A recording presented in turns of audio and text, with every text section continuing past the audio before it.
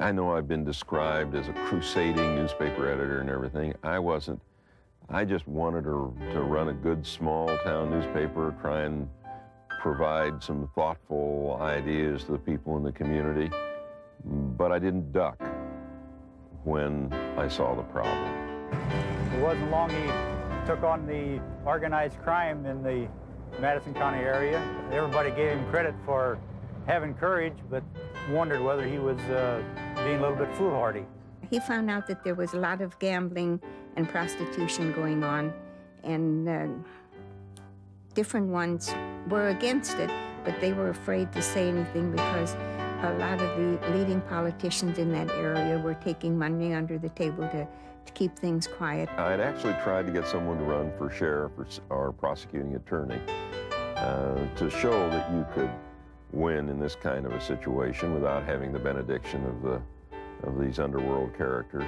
I ended up running for the state legislature. Simon took the positions that he thought were right, not on the basis of geography, not on the basis of ethnicity, but where he came from, his heart, his soul, his belief in humanity, his belief in the country.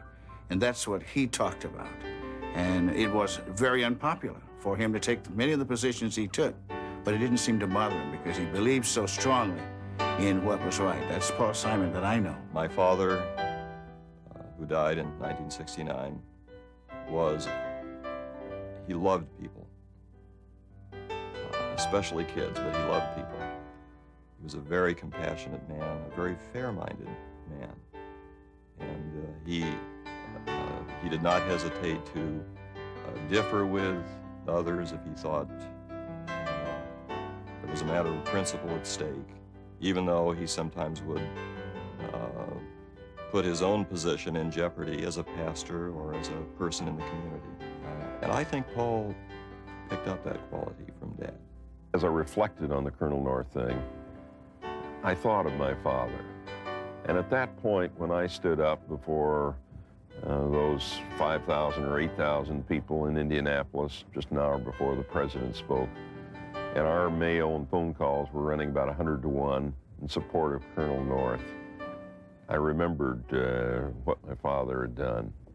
I do not question the sincerity of Lieutenant Colonel Oliver North, but he is not an American hero. No one...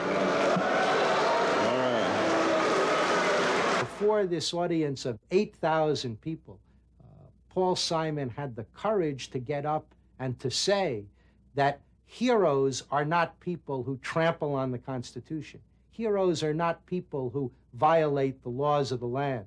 Heroes are not people who lie to the United States Congress.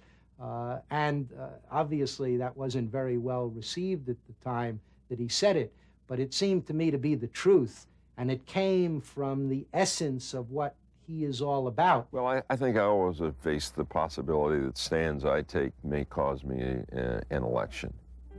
But if you go in with the idea that you simply want to preserve yourself in office, you're not going to contribute very much. The role of government is not to pander to the whims and the wishes of the rich and the powerful, but to help people who really need help. I think when he says something, he means it. A man of deep commitment, and what he says he's going to do, he does. He's been a journalist, he's been a publisher, he's been the author of 11 books, he served in the Army, he's been a lieutenant governor of Illinois, member of Congress, United States Senator.